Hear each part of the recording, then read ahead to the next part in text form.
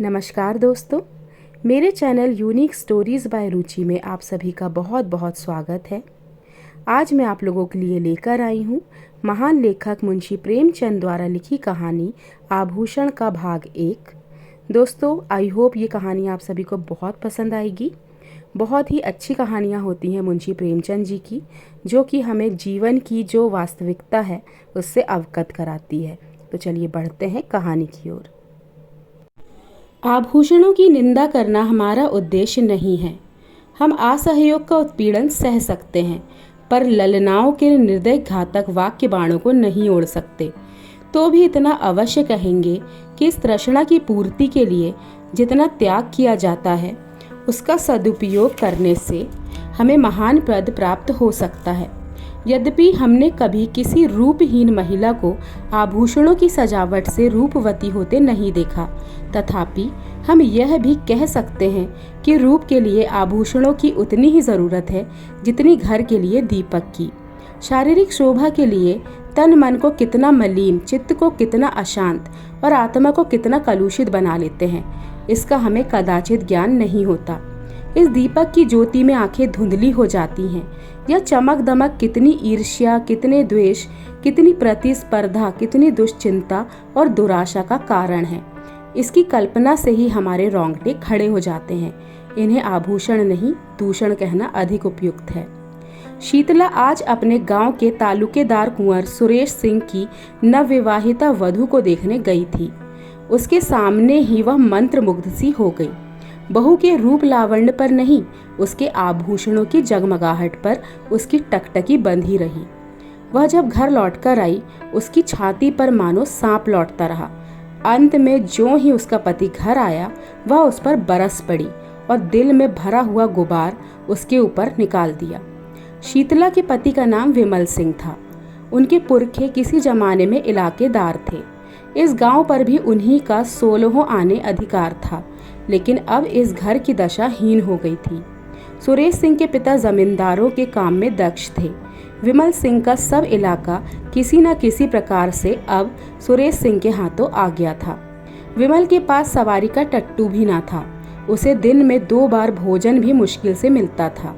उधर सुरेश के पास हाथी, मोटर और कई घोड़े थे। 10-5 बाहर के आदमी नित्य द्वार पर पड़े रहते, पर इतनी विषमता होने पर भी दोनों में भाईचारा निभाया जाता था।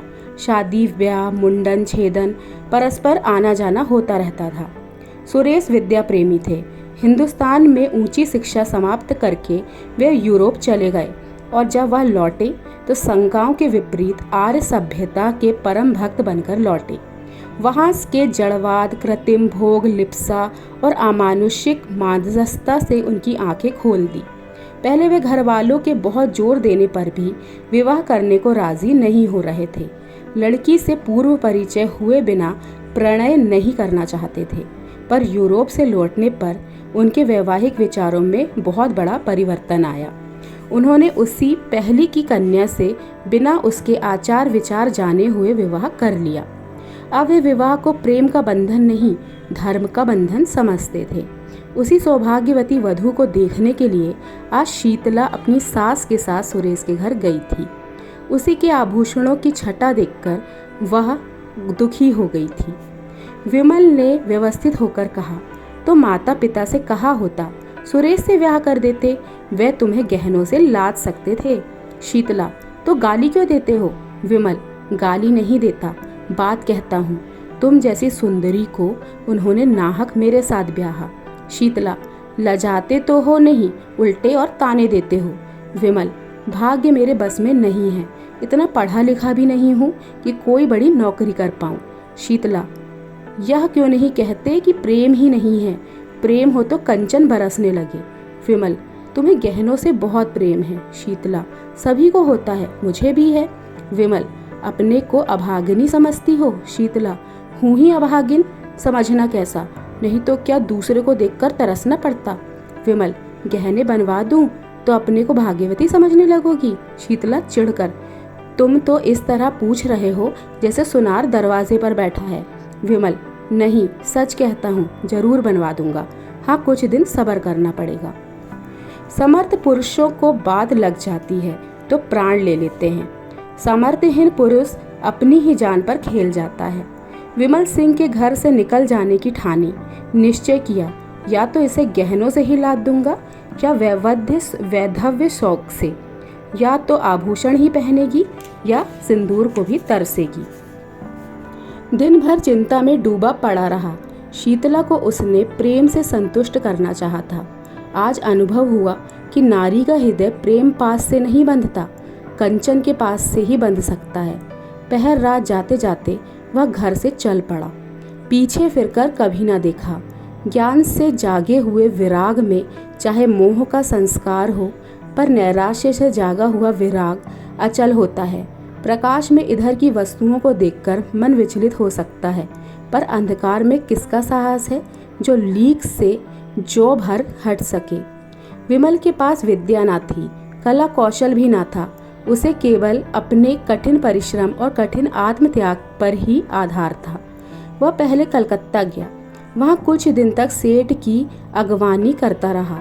वहाँ जो सुन पाया कि रंगून में मजदूरी अच्छी मिलती है, तो वह रंगून जा पहुँचा और बंदरगाह पर माल चढ़ाने उतारने का काम करने लगा।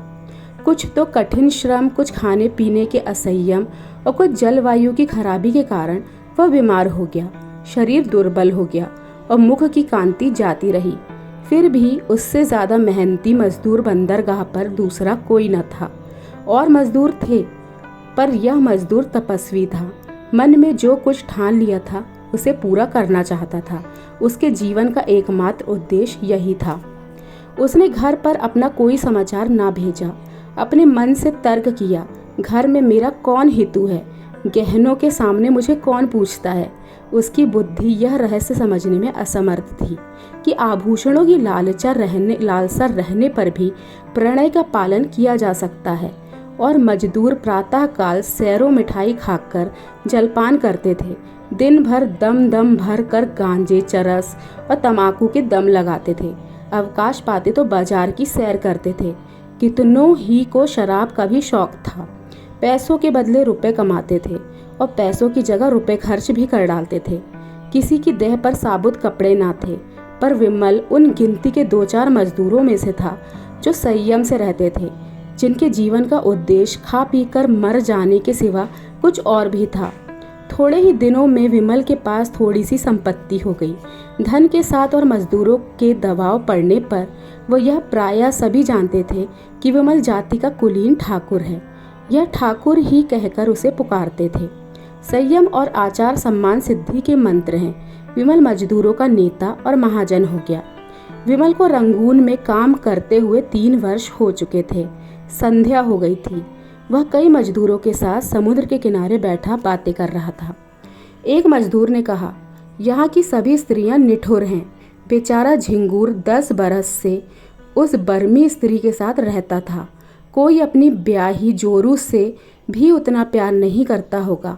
उस पर कितना विश्वास करता था कि जो कुछ कमाता था सो उसके हाथ में रख देता था। 3 लड़के थे।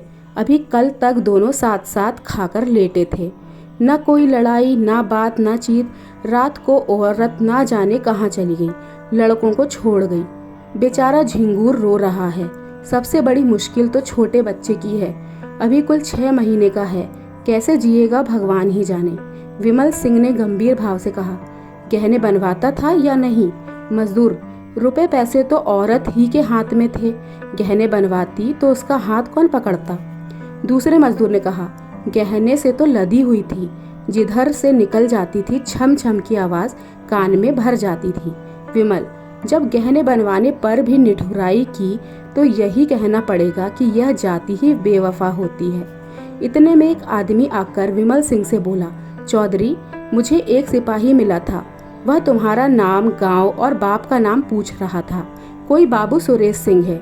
विमल ने सशंक होकर कहा, हाँ हैं तो, मेरे गांव के इलाकेदार और बिरादरी के भाई हैं। आदमी, उन्होंने थाने में कोई नोटिस छपवाया है कि जो विमल सिंह का पता लगाएगा उसे 1000 रुपये का इनाम मिलेगा। विमल, तो तुमने सिपाही को सब ठीक ठाक बता दिया? आदमी, चौधरी, मैं कोई गवार हूँ क्या?